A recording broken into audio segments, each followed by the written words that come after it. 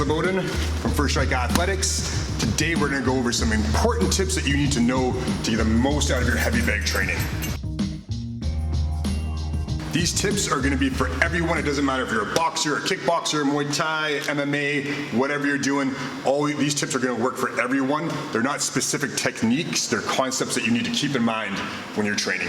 And these concepts, these tips I'm going to give you, apply to all of your training, whether you're shadow boxing or doing sparring or drilling. These are things that you have to keep in mind, but particularly on the heavy bag, these are things that people tend to miss. The heavy bag is a great tool. It's a tremendous tool for developing power and developing conditioning and cardio. It's great because you don't need a training partner. You can do it on your own, which is great right now because a lot of people can't train with training partners.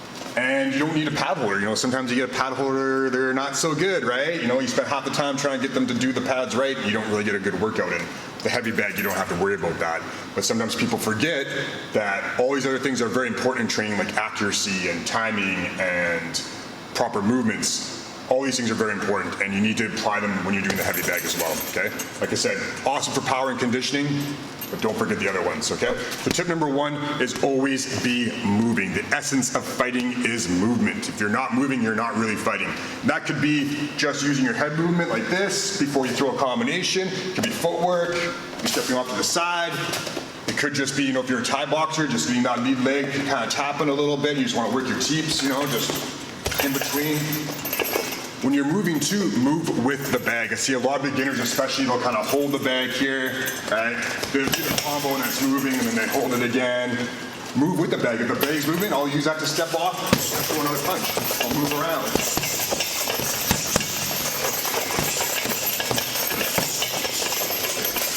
If the bag's coming to me, I may step off to the side, I might step back, I might go forward. I'm going to use the bag somewhat like I would an opponent. Your opponent's going to be moving, you're going to have to learn how to move with them. Same thing with a heavy bag, you're going to have to learn how to move with it. Okay? Obviously it's different, your opponent's not going to move the same way as a heavy bag probably, so I'm just swinging back and forth, but you get the idea. Always be moving. Now, as a little bonus tip to that, always be moving. A couple things to be thinking about is just your feints. So even if I'm not throwing a combination, I might just do a couple feints here. A feint is just a general motion indicating an attack. It's really, really useful for especially when you're sparring or fighting, to kind of get your opponent to react and to think without having to spend a lot of energy or put yourself into the range of getting countered, okay? On top of that, using your little fakes, right? So I might just fake a teep and then throw a cross. I might fake a hook or throw a cross. I might fake a cross and then throw a liver shot. So just think about that before you throw a combination, a little feint or a little fake before, or even during the combination, like halfway through if you're more advanced. Very, very useful. The more you do it on the heavy bag, the more you do it in training in general, the more you're going to be doing it in sparring and fighting. And this is very important. It's very, very useful. The other part is footwork too, right? A lot of people have a good idea about hitting the bag, moving after it. But use a little bit of footwork before you get in there. Move after it, right? A little bit of head movement, a little change of your guard, go long guard, go short guard, get inside. Little things like this, again, are going to make a big difference later on. So you got to make sure you stay consistent with that though. Tip number two, protect yourself at all times. I can't tell you how many times I see people just hit the bag and their hands are down here after they're in range, right? Going back to that footwork, going back to moving all the time. Boom, boom, my hands come back to my face every time, and then I slip off or I step off. Always protect yourself. If you want to stay in front of the bag and just wail away on it, make sure the hands are coming back to your face. Make sure your chin is down, right? You shouldn't be up like this with your hands way down here. This is a super bad habit to get into. I know when you're doing big bursts or big like long chains on the heavy bag, the chin will come up a little bit. Try to avoid that as much as you can. Try and keep the chin down, your hands up, and like I said, move. If you're not punching, if you're not hitting the bag, move off on an angle. Get used to it, right? Basic rule of thumb, finish right, move right, finish left, move left. Doesn't always have to be that way, but it's a good place to start if you don't know what else to do. On top of that defense, again, another little bonus tip on top of defense is practice your counters. I often have my students work every combination off of a counter. So I'll say, your opponent's throwing a jab and a leg kick at you, so I will parry the imaginary jab, like shadow boxing it. I'll check that leg kick, and whatever I do is off of that defense, is off that counter. So every time I hit the bag, it's a counterattack to what someone's doing to me. Okay, I'm shadow boxing the defense, I'm coming back with a full power, full speed counterattack.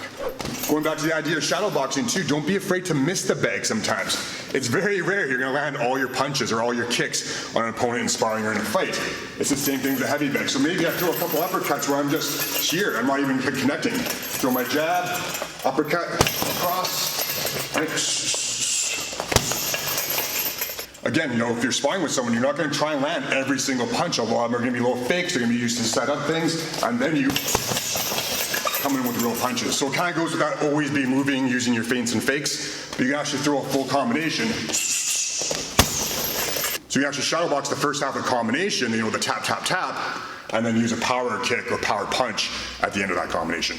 Another good tip is to change up your power levels. Now, a lot of people do this intuitively, mostly because they're getting tired, but you should think about this. My old coach often had me go tap, tap, bang, tap, tap, bang. So everything was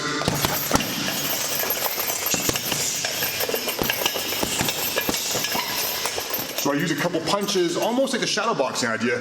I'm using a couple to hit the bag with like less power, and then I come in with a power shot at the end. You can also do it as a longer combination where you go tap, tap, bang, tap, tap, bang. So it might be where every third punch or every fourth punch or whatever you want is your power shot. This will help you conserve energy. So help you pace yourself better. Very important things to learn if you're sparring and fighting. You can't just go 100% all the time. Most people can't anyhow.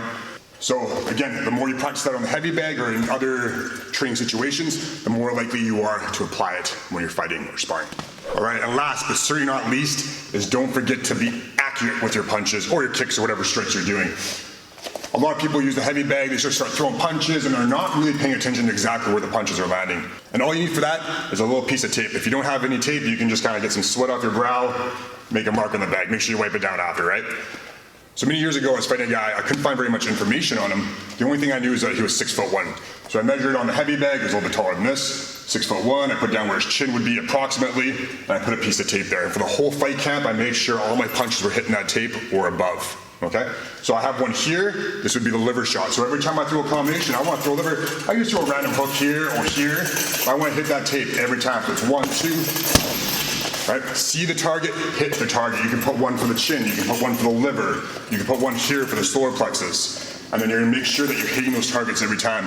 As we get tired, we get complacent. We start throwing up here, and then the next round we're throwing down here, and then a few rounds later we're throwing down here. Who am I fighting that's gonna be that tall, right? They're gonna be taller, as tall as me or taller more often than not. So here, if you happen to know you're fighting an opponent that's shorter than you can make it shorter too, that's fine too, right?